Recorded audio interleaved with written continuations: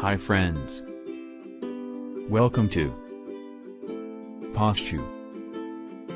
Today's topic is 4 questions you must ask before you say I do. How do you know when you've met the right one? Almost everyone asks this question at some point in their lives. Unfortunately, there are not too many who get a concrete answer. But if you're reading this article, then you're one of the lucky few. Interestingly, the criteria for choosing a spouse can be boiled down to just 4 characteristics. If you can find somebody with all 4, then it's highly likely that you've found your life partner. 1. What is this person's core values? Before you decide to marry someone, make sure that they are fully committed to some kind of objective moral and ethical standard. Whether we realize it or not, everyone has some kind of core value that is central to their personality. And when push comes to shove, that value is going to be the most important thing in the world to that person. For example, Jerry's core value is adventure.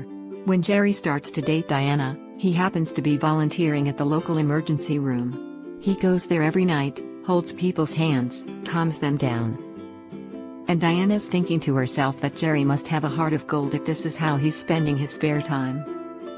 Now, Jerry might really have a heart of gold. But he's volunteering because of his love for adventure. The ER is filled with action, it's exciting. So right now, Jerry's adventurousness happens to be expressing itself in a kind way. But that could change. Jerry might stop volunteering, and start trying other adventures that Diana may find unpleasant, dangerous, or even unethical. However, if Jerry's core value is a commitment to goodness and caring, then everything he does will rotate around that, including his marriage. And Diana will be a very lucky woman if she marries him. So how do you get to know the true Jerry?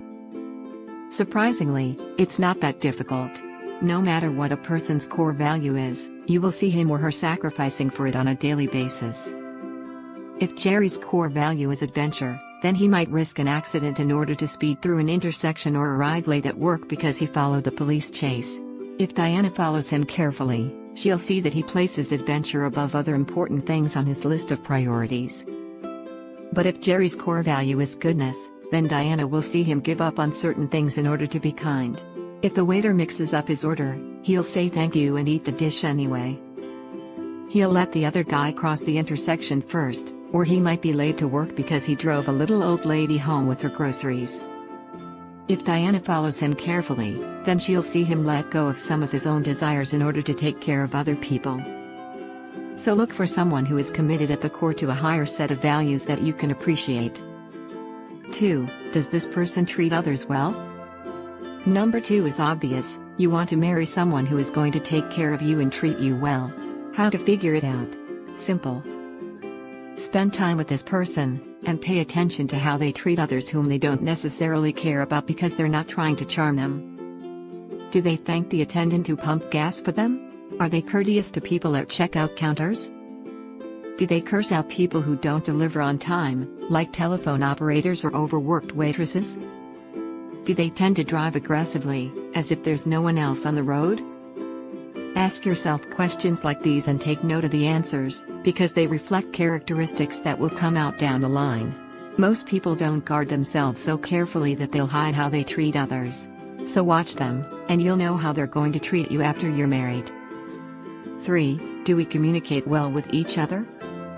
In other words, make sure that you understand each other. This may seem obvious, but it's not. Sometimes you can see a couple in a fight and they argue for an hour, 2 hours, maybe even overnight. And then, at the end of round 16, it turns out that the whole thing was just a misunderstanding. Oh, I thought you meant that. That's not what you meant? Oh, then we agree. Although on an occasional basis this can happen to anyone, if it's happening constantly then it's not a good sign because that may not change.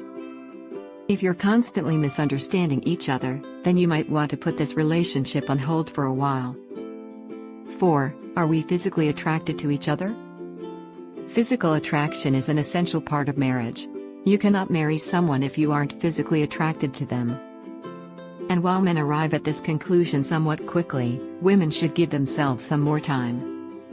Very often, a woman may not feel attracted to a man initially, but after she gets to know him she finds him much more attractive than before. A word of caution: although physical attraction is essential, you can't base a marriage on physicality. Whatever is going on physically is meant to be an expression of something deep that is happening on the emotional and spiritual level. The rule is, make sure that physical attraction is there, but don't get swept away by it. The other 3 characteristics are just as important, if not more so.